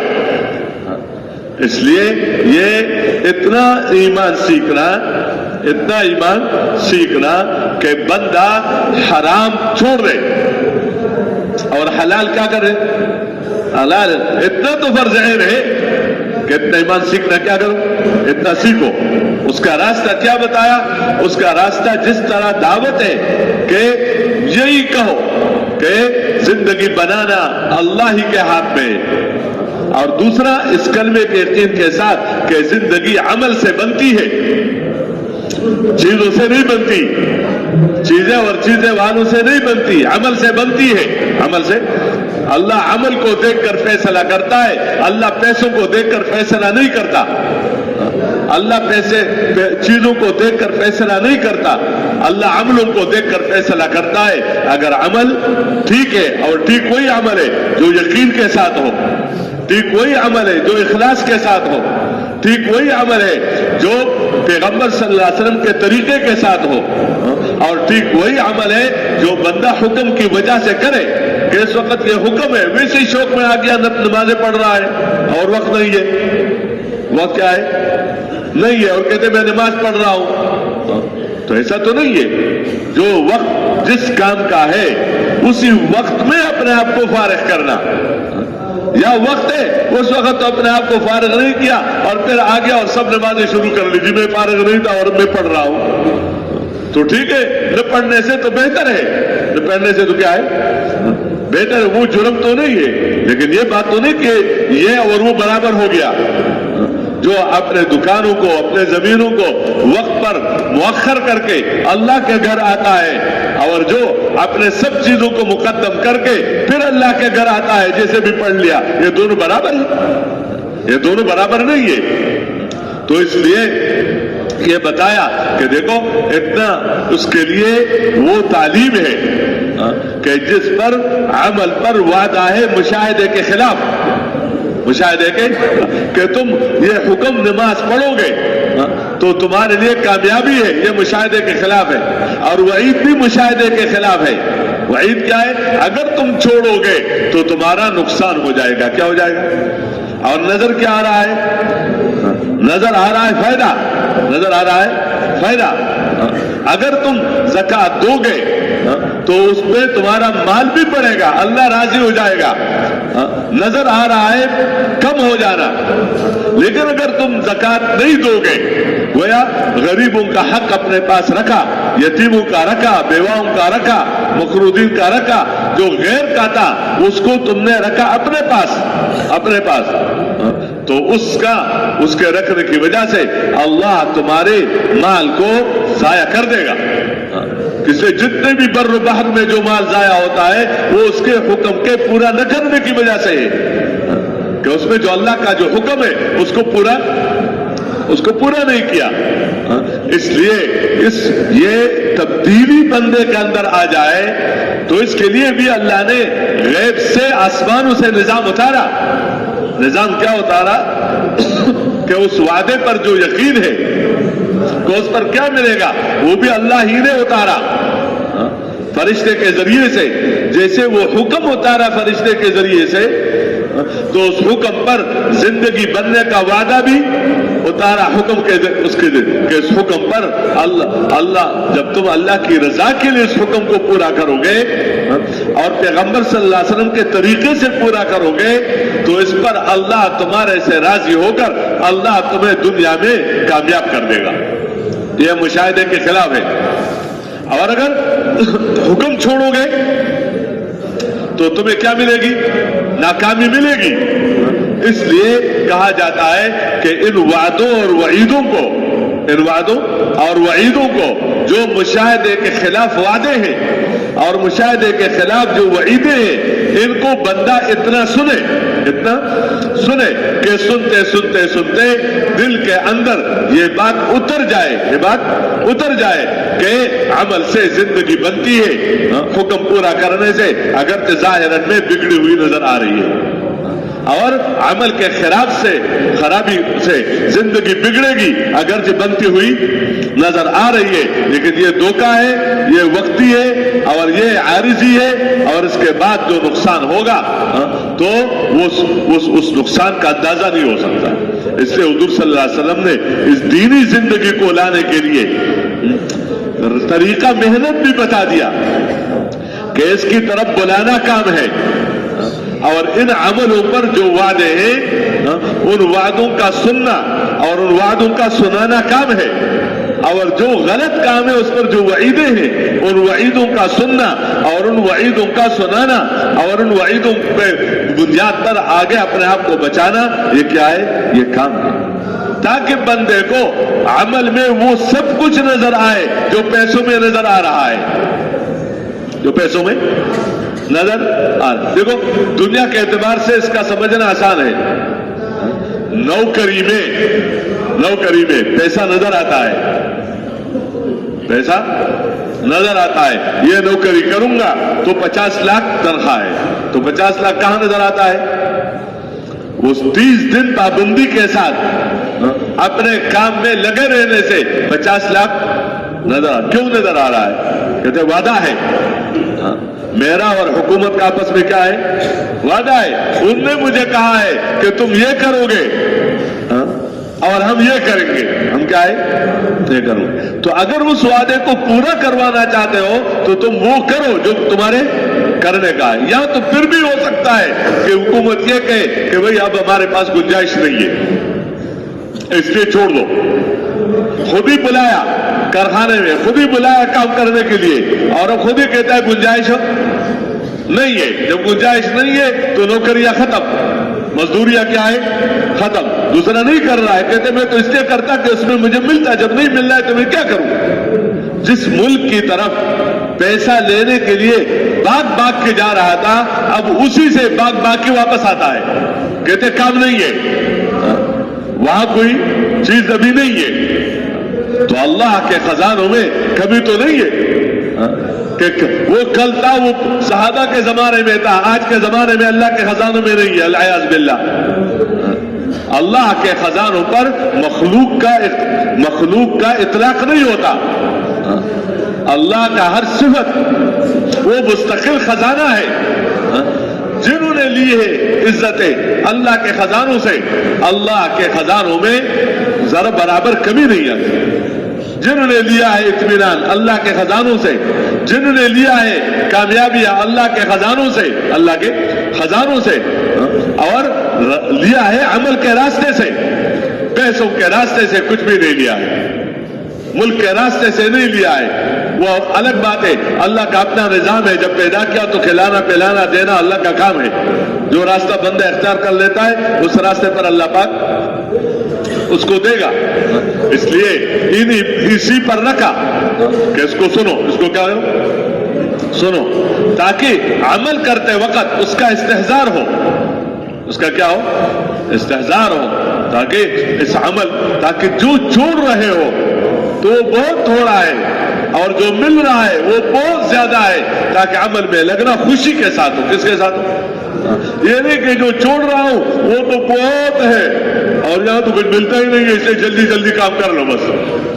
نہیں، جو یہاں پر مل رہا ہے اور جو ملے گا وہ کہیں زیادہ ہے اس سے جو وہاں تمہیں کیا ہے؟ نظر آ رہا ہے۔ اس لیے اسی میں بٹھایا، یہ راستہ ہے دینداری کا کہ اس کو سنو، اس کو کیا ہے؟ سنو، اتنا سنو کہ عمل کے وقت اس کا کیا ہو؟ اس کا استحضار ہو۔ اس لیے ایمان کے ساتھ احتساب کو جوڑا، من قام رمضان ایمانا و احتسابا غفر له ما تقدم من ذنبه، کہ قیام تو ہے رمضان کا، لیکن ایمان کے ساتھ، احتساب کے ساتھ تو گناہوں کے معافی کا ذریعہ ہے۔ من صام رمضان ایمانا و احتسابا غفر له ما تقدم من ذنبه، جس نے رمضان کا روزہ رکھا لیکن ایمان کے ساتھ، احتساب کے ساتھ، اللہ کے دیے اور ان وعدوں پر یقین کے ساتھ، تو اللہ اس کے گناہ کو کیا کر دے گا؟ معاف کر دے گا۔ تو یہاں رکھا، یہ دینداری کا راستہ ہے کہ اس کو سننا کیا ہے؟ اس کا سننا کام۔ بندہ وہاں نظر آتا ہے جہاں اس کو کچھ نظر آتا ہو، दुकान में क्यों नजर आ रहा है? क्यों दुकान में इसको नजर आ रहा है? कारखाने में क्यों नजर आ रहा है? वक्त फारग करना कि तेरे लिए मेरे लिए मुश्किल, क्यों? वहां इसको नजर आ रहा है। सहाबे किराम को मस्जिद में सब कुछ नजर आ रहा था, सब कुछ, कि सब कुछ अल्लाह के घर में है, अल्लाह के, इसलिए वो तो सब मस्जिद में नजर आते थे। तालीम के हलके में मस्जिद में, नमाजों में मस्जिद में, जिक्र में मस्जिद में, बल्कि इन्हीं अमाल को घर में लेकर जाते। फराइज तो वहां नहीं पढ़ते, लेकिन नवाफिल वहां पढ़ते, जिक्र वहां करते, कुरान पाक की तिलावत करते। सीखना सिखाना ये बहुत बढ़िया अमल है, पैगंबर की सुन्नत को सीखना। तो ये मस्जिद में, ये क्या है? मस्जिद में। तो सीखना सिखाना मस्जिद में, नमाजें मस्जिद में। और कोई भी मसला आ गया, कोई भी मुश्किल आ गया, कोई भी मुश्किल, तो उस मुश्किल का हल क्या है? मस्जिद जाओ, नमाज पढ़ो। कोई हाजत है तो नमाज पढ़कर अल्लाह से मांगो, नमाज पढ़कर अल्लाह से मांगो। तो इस ये दीन लोगों को अल्लाह के घर के साथ जोड़ता है, मखलूक के घरों के साथ नहीं जोड़ता कि दूसरे दुनियादार और मालदारों के घरों के साथ इस तरह जुड़ो, इस तरह जुड़ो कि जब भी मसला आ जाए तो उधर जाओ, जब भी मसला आ जाए तो उधर जाओ, जब भी मसला आए तो उधर जाओ। हालांकि उधर जाना मना नहीं है, अगर वो जिम्मेदार है, अगर वो क्या है, अगर वो जिम्मेदार है उसी काम के, तो उनके पास जाने में मना क्या है? मना नहीं है। लेकिन उधर जाने से पहले तो जिसके हाथ में उधर आओ, कि जिसके हाथ में है उसके हाथ में समझकर, अल्लाह से मांगकर, और फिर उस अमल की नीयत से उधर जाओ, और उस जाने में शरई अहकामात के खिलाफ न करो। अगर शरई अहकामात के खिलाफ कर लिया तो ये अच्छी अलामतें नहीं है, फतवे यहां नहीं होते, उसमें दर्जात हैं। लेकिन हजरत इब्राहिम अलैहिस्सलाम नमरूद के पास गए, उन्होंने पूरा स्टॉक रखा था अपने पास खाने की चीजों का, जो आए इधर से लेगा, जो आएगा इधर से लेगा। और फिर आगे क्या रखा था? लेने से पहले सिजदा करेगा, फिर लेगा। हजरत इब्राहिम अलैहिस्सलाम आए लेने के लिए, एक रास्ता है निजाम के साथ चलना, निजाम के साथ चलना, ये कोई बेयकीनी की बात नहीं है, ले एक उसके साथ चलना अपनी जगह पर है। उसने कहा आपने तो बाकी बात तो बात की है, आपने तो आदाब का ख्याल नहीं रखा। आदाब क्या है? आदाब ये जो आए सिजदा करे, आपने तो सिजदा ही नहीं किया। तो इब्राहिम अलैहिस्सलाम ने उनसे कहा मैं तो सिजदा रब को करता हूं, हाकिम को नहीं करता, हाकिम को, और मैं तुम्हें हाकिम मानता हूं, तुम्हें रब नहीं मानता, तुम्हें रब। और सिजदा किसको किया जाता है? रब को किया जाता है, हाकिम को सिजदा नहीं किया जाता। तो मैं तो तुझे हाकिम मानता हूं, और रब, वे तो उसकी कमअक्ली थी। जब बंदा अल्लाह से दूर होता है, अल्लाह से दूर होता है, तो सबसे ज्यादा कमअक्ल हो जाता है। जितना अल्लाह से दूर, इतना क्या है, जब बेईमान हो गया तो अब क्या अकल कहां रहा? अकल की तो सबसे पहली बात यह है कि अकल अगर अंदर सही हो तो बंदे को अल्लाह से मिलाता है कि जिस जात ने ये सब कुछ बनाया, और जो जात तुम्हें खिला रही है, पिला रही है, पहना रही है, तो उस जात के साथ अपना जोड़ बिठा दो।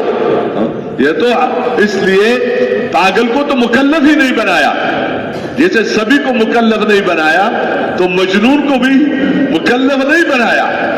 रुफ़े अल क़लम अन सलास, 3 से कलम जो है उठाया गया, लेकिन उस गोया इनसे कोई पूछ नहीं है। कौन है? एक तो नाइम है, सोते सोते, कि सोते सोते तूने किसी को के साथ ये क्यों किया, वो क्यों किया, वो क्यों किया, वो मुकल्लफ ही नहीं है। या मसलन जो नमाज उससे बगैर उसके, एक तो है ना निजाम रखा था लेकिन हो गई, एक छोटा बच्चा है और एक पागल है, तो पागल को तो मुकल्लफ ही नहीं बनाया है। पागल को तो मुकल्लफ, आकिल को तो मुकल्लफ बनाए सबसे पहले अल्लाह की पहचान का, کہ اللہ کو پہچانو، اللہ کی قدرت کو پہچانو، اللہ کو وحدہ لا شریک سمجھو، اللہ کے ہاتھ میں سب کچھ کو، یہ سب دلائل، ہر چیز تمہیں اللہ کی طرف پہنچا دیتی ہے بشرطے کہ عقل سے کام لے۔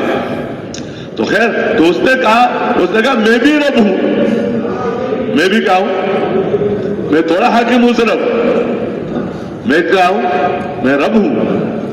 یعنی بعض وقت جب بندے کے پاس ملک آ جاتا ہے، مال آ جاتا ہے، تو اپنے آپ کو کرنے والا سمجھتا ہے، اپنے آپ کو، اس کا صرف وجہ یہی ہے، الم تر الی الذی حاج ابراہیم فی ربہ ان آتاہ اللہ الملک، کہ میں نے اس کو ملک دیا تو اس نے اپنے آپ کو کرنے والا سمجھ لیا۔ خیر، یہ تو الگ ہونا، میں تو کہہ رہا ہوں کہ سبب کے اعتبار سے وہاں جانا، لیکن وہاں اس چیز کے حصول کے لیے شریعت کے خلاف کرنا، کس کے خلاف کرنا؟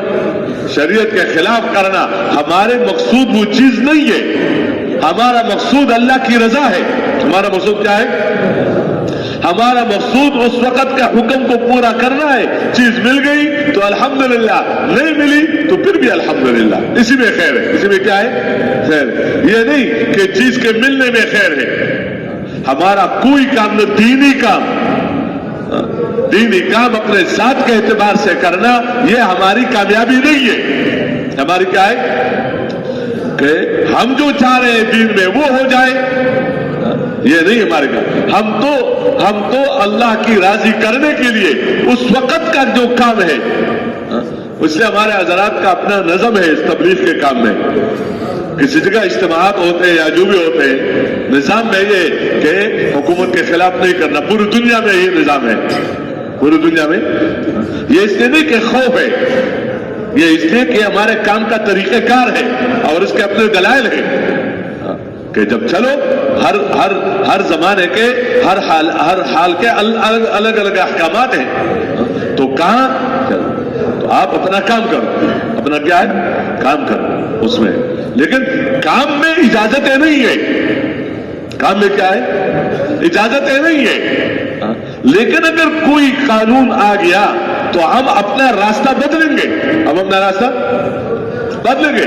حاجی صاحب کے پاس ایک دفعہ حالات آتے رہتے ہیں کہ یہ حال ہے، پتہ نہیں کیا ہو جائے گا، مرکز بند ہو جائے، بند ہو جائے، کیا بات ہے؟ اب مرکز کا ہونا کوئی ضروری ہے کہ اگر چیز ضروری ہوتی تو اللہ اس وقت پیغمبر کو سب سے پہلے وہ دیتا کہ مرکز تو بند ہو جائے، کیا بات ہے؟ کام اس پر موقوف ہے۔ کہتے پھر مسجدوں میں بھی کام کرنے نہیں دیں گے، کہتے ہم مسجد میں کریں گے، مسجد میں بھی نہیں دیں کرنے دیں، کہتے ہم گھر پر کریں گے، وہاں بھی کرنے، درخت کے نیچے کریں گے، کہتے وہاں بھی، کہتے بولنے بھی نہیں دیں گے، کہتے ہم دل میں کہیں گے یا اللہ ہمارے بس میں تو یہی ہے، بس بندہ خدا نہیں ہے، بندہ ہے، اور بندے کی بندگی میں یہ ذوق ہے کہ اللہ میں نہیں کر سکتا، نہیں، لیکن راستہ نہیں بدل سکتا، راستہ نہیں بدل سکتا۔ اس لیے یہ بتائے کہ جب اس کو اللہ کے گھر میں آ کر وہاں جاتے، وہاں جانے سے پہلے اللہ کے گھر میں آؤ، اللہ سے مانگو، اس میں کیا یقین بن جائے گا۔ اس کے بعد جب جا کر وہ کام کر لے گا تو اس کو بھی کہو گے اللہ جزائے خیر دے۔ جو لوگوں کا شکر ادا نہیں کرتا وہ اللہ کا بھی نہیں کرتا۔ لوگوں کا ایسا یقین نہیں سکھایا جاتا ہے کہ لوگوں کے جو حق ہے اس کا انکار کیا جائے۔ لوگوں کا حق کیا ہے؟ ایک آدمی نے کھلایا، ایک آدمی نے پلایا، کیا ہے؟ کھلایا اور پلایا، تو کیا اس کا شکریہ ادا نہیں کرنا ہے؟ نہیں، دعا ہے اللہم اطعم من اطعمنا واسق من سقانا، کہ اللہ جس نے کھلایا اس کو کھلا، اور جس نے پلایا، حالانکہ کھلانا اور پلانا کس کا کام ہے؟ جب اپنا کھانا بندہ کھا لیتا ہے تو اس وقت کیا دعا ہے؟ الحمدللہ الذی اطعمنا وسقانا، تمام تعریفیں اس ذات کے لیے جس نے کھلایا اور جس نے پلایا۔ لیکن اگر کسی نے کھلایا، دعوت کی، اس نے پلایا، تو اب یہاں کون سی دعا ہے؟ کہ اللہ جس نے کھلایا اس کو کھلا، جس نے پلایا اس کو کیا ہے؟ اب ایک بندہ یہ کہتا ہے یقین کی بات کہ یہ تو اللہ ہی نے کھلایا، کیا یہ تو میرا مقدر تھا، یہاں میرا مقدر تھا یہاں، اگر بالکل تو یہ میرے پاس وہاں لے کر آتا، میرا مقدر یہ کہاں کہا سکتا تھا؟ گویا وہی حق کی بات، کلمۃ حق ارید بہ الباطل، جس سے اللہ کے نظام کا یا دوسرے کے اس حق کا اس کا انکار کرے کہ نہیں یہ تو اللہ ہی ہے، اللہ ہی کہلاتا ہے، اللہ ہی کہلاتا ہے، ہدایت بھی اللہ ہی کے ہاتھ میں ہے، اگر اللہ نہ دے تو پیغمبر دے سکتا ہے، لیکن کہتے پیغمبر کا شکر گزار بنو کہ پیغمبر کے ذریعے سے اللہ نے تمہیں اندھیروں سے نکالا، پیغمبر کے ذریعے سے اللہ نے تمہارے اختلافات ختم کیے، پیغمبر کے ذریعے سے اللہ نے تمہیں ایک بنایا، پیغمبر کے ذریعے سے اللہ نے تمہیں گمراہیوں سے نکالا۔ تو نکالنے والی ذات کون ہے؟ پیغمبر صلی اللہ علیہ وسلم ذریعہ ہے اور بڑا ذریعہ ہے۔ ہدایت کا ذریعہ بننا بہت بڑی بات ہے، ہدایت دینا کس کا کام ہے؟ ہدایت دینا تو کھلانا اللہ کا کام ہے، ایک بندہ ذریعہ بن جائے اللہ کے بندے کی ضرورت کے پورا کرنے کی، تو اس پر کتنی فضیلتیں آئی ہیں، کتنی فضیلتیں آئی ہیں۔ تو وہ شکر وہ کرنا وہ اپنی جگہ ہے، کہتے جو بندوں کا شکر ادا نہیں کر سکتا اور وہ اللہ کا کیا کرے گا؟ وہ اللہ کا، اس لیے شکر گزار بننا، کہتے اپنے والدین کے شکر گزار بنو، اشکر لی ولوالدیک، میرے بھی شکر ادا کرو اور اپنے والدین کا بھی کیا کرو؟ شکر ادا کرو۔ کیوں؟ والدین تمہارے دنیا میں آنے کا سبب ہے، اور پیدا کرنا کس کا کام ہے؟ اللہ ہی کا کام ہے، اس طرح سکھلانا یہ اللہ ہی کا کام ہے، اور استاد کیا ہے؟ سبب ہے، کتاب سبب ہے، جگہ سبب ہے، جو بھی اس کے لیے چیز ذریعے کے طور پر استعمال ہوتی ہے تو اللہ کی طرف سے ایک نعمت ہے، تو یہ الگ بات ہے، شکریہ ادا کرنا کیا کہ اللہ جزائے، اور اس کے لیے آسان جزا کا کتنی بڑی بات کی، اگر جزاک اللہ خیر کہہ دیا کہ اللہ تمہیں اس کا کیا دے؟ بدلا دے، کیونکہ اللہ دے گا اپنے شان کے اعتبار سے، اس کو کیا ہے؟ دے گا، لیکن یہ تو ادھر تو ہوگا، اور ادھر کیا ہوگا کہ اللہ نے کروایا، اللہ نے کیا کیا؟ اللہ نے اس کو ذریعہ بنایا، اللہ ہی، تو ایک طرف اللہ کے ساتھ تعلق پڑے گا کہ ایک کرنے والی ذات اللہ ہے، اور دوسری طرف مخلوق کے ساتھ تعلق پڑے گا، محبت پڑے گی، کس اعتبار سے کہ یہ سبب اور کیا بن گیا؟ ذریعہ بن گیا۔ اگر یہ مسجد کی طرف آنا نہ ہو اور اللہ سے مانگنا نہ ہو اور صرف ادھر بھاگنا ہو تو اس بھاگنے سے ایک نقصان تو یہ ہوتا ہے کہ بندہ غرضی بن جاتا ہے، کہ بس میرا کام ہو جائے، حلال سے ہو حرام سے ہو جائز لیکن ہو جائے، کیوں؟ اس نے اپنے ذہن میں اپنے اس مسئلے کے حل کو اپنے اوپر ایسا سوار کیا ہے کہ اگر میرا مسئلہ حل ہو جائے تو میں کامیاب ہوں، اگر میرا مسئلہ حل نہ ہو جائے تو میں کیا ہوں؟ میرا کام ہے۔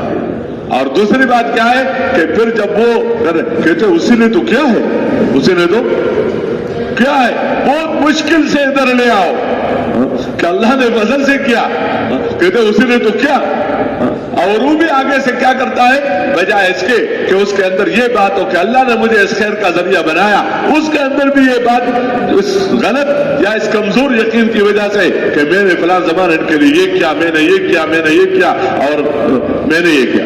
بھائی اللہ نے تمہارے ذریعے سے کوئی خیر کا کام وجود، تو اللہ کا شکر ادا کرو، اللہ کے ہاں کسی چیز کی کمی تو نہیں ہے۔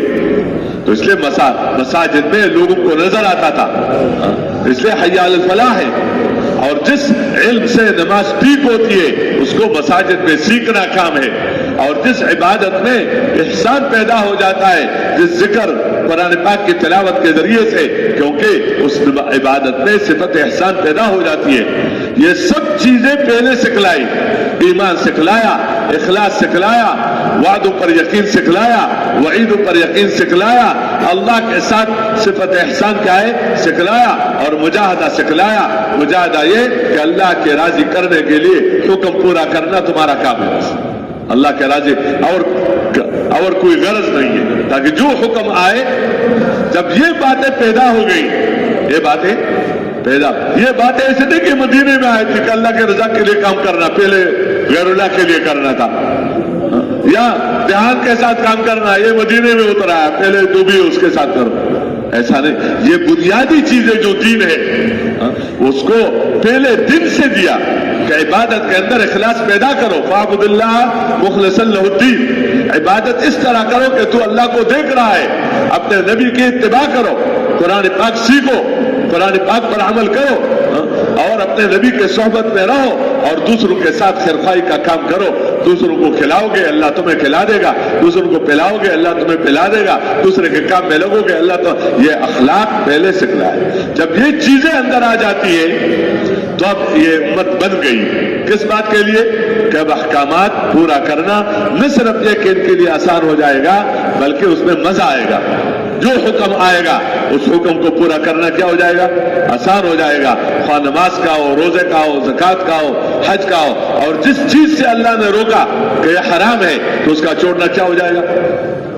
آسان ہو جائے گا. کیوں؟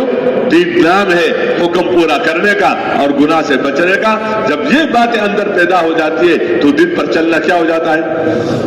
آسان ہو جاتا ہے. اس لیے ہمارے ساتھی سیدھے سادے الفاظ میں کیا کہتے ہیں کہ دین میں چند باتیں ایسی ہیں اگر اس کو ہم سیکھیں, اور کیا کہتے ہیں, اور اس پر عمل کریں تو کیا ہو جائے گا؟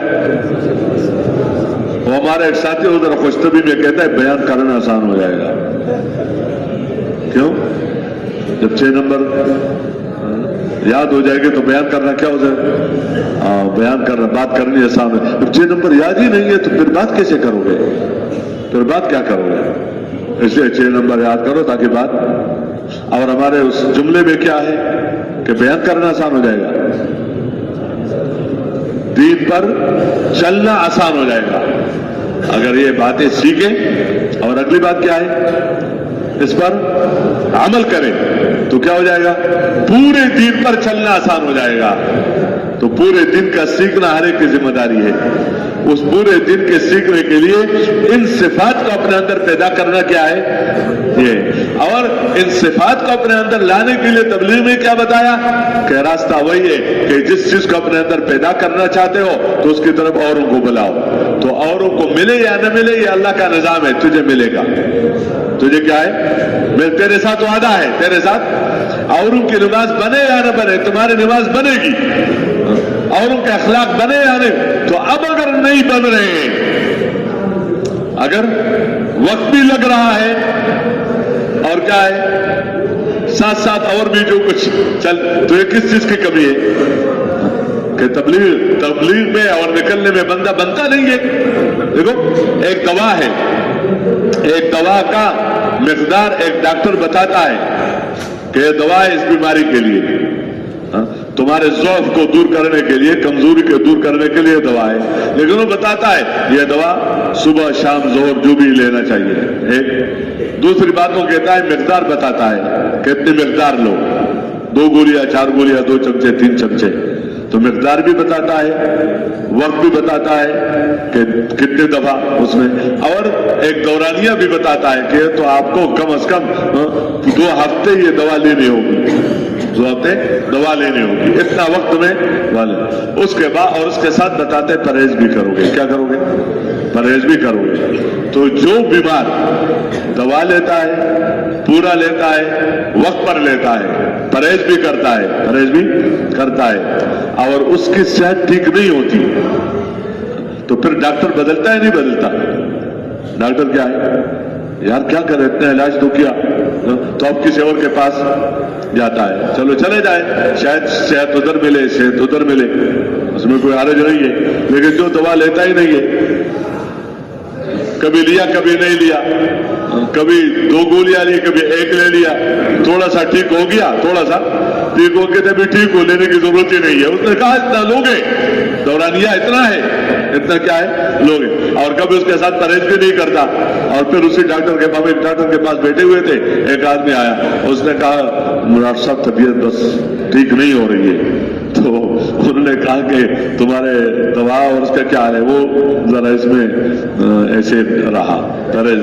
اس نے کہا اچھا مہربانی کر لو آئندہ میرے پاس نہ آنا, مجھے بدنام نہ کرو. مجھے کیا نہ کرو کہ فلان ڈاکٹر کا علاج کر رہا ہے اور وہی کھانسی ابھی تک ہے اور وہی بیماری ابھی تک ہے, کہ جب دوائی نہیں لیتے, پرہیز نہیں کرتے, تو مجھے بدنام نہ کرو. वहां तो फिर भी हो सकता है दवा भी ले, परहेज भी करे, लेकिन यकीनी नहीं है सेहत, क्योंकि वो ज़न्नी चीजें हैं, वो यकीनी नहीं है। यहां का जो निजाम है दीन का, तो ये ज़न्नियात नहीं है, ये ज़न्नियात नहीं है, ये यकीनी चीजें हैं कि बंदा अगर सही मानों में इन अमाल में जुड़े और इसमें लगे और उस तरतीब के साथ चले, तो इसके साथ जिंदगियों का बदलना क्या है, यकीनी है। इसलिए मेरे मोहतरम दोस्तों, हम इसको बतौर बहैसियत एक मुसलमान की जिम्मेदारी के सीखना काम है, और फिर उसके मुताबिक जिंदगी गुजारना आ जाए कि कारोबार से निकला, सीखा, अब वापस जाकर देखा जाएगा कि कारोबार से हराम निकला या नहीं निकला, कारोबार से हराम, जिंदगी में तब्दीली आ गई या नहीं आई।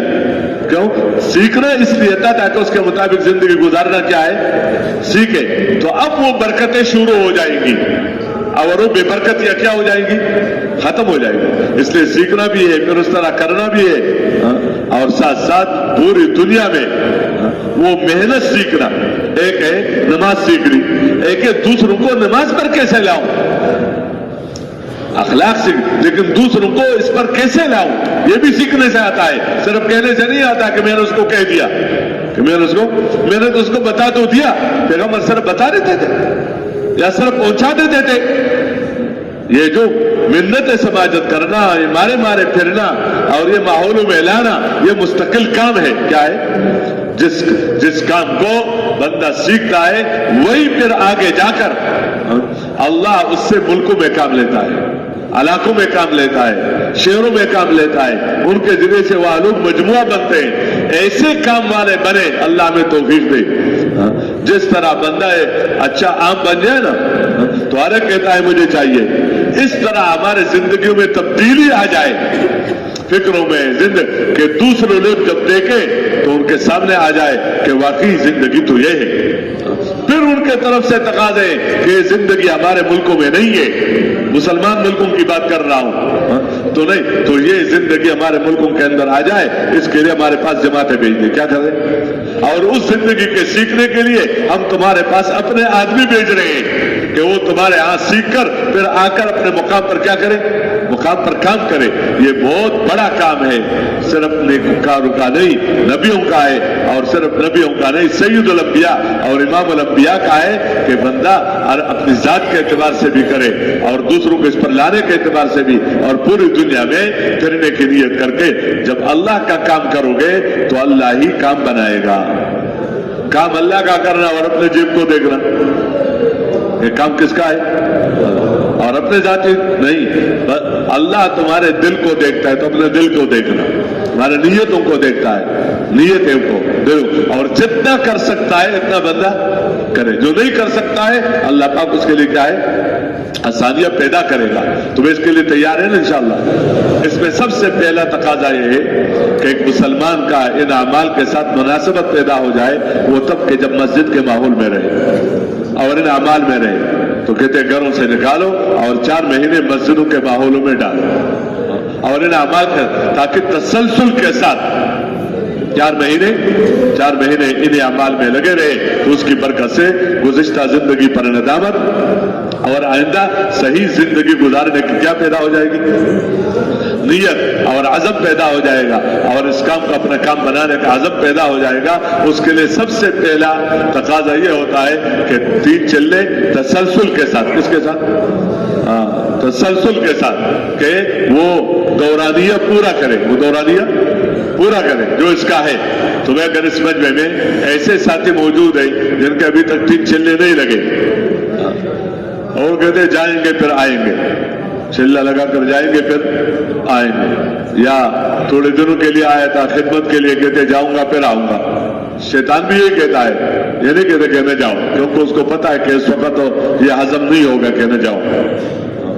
माहौल में तो बंदा का ज़हन बनता है, कहते नहीं जाओ फिर आ जाओ, तुम्हारा वो काम है, तुम्हारा वो काम है, तुम्हारा ये कोई नहीं कहता तुम्हारा ये भी काम है, तुम्हारा क्या है, ये तो पैदा होते ही तुम्हारा काम है और अभी तक नहीं किया। तो भाई ऐसे साथी वो अपनी जगहों पर खड़े हो जाए कि जो 4 مہینے پورا کر کے جائیں گے. جو پہلے سے 4 مہینے میں چل رہے وہ بیٹھے رہے باقی ہو جائے. ہمت کر لیں کہ 4 مہینے پورا کر کے جاؤ. اللہ سے مانگے, اللہ پر توکل کرے, بھروسہ کرے. ہاں جی, اور جی ہمت کر لیں گے. ہمت کرے. ہمت مردہ مدد خدا. اللہ کا کام اللہ کی مدد سے چلتا ہے. اور جی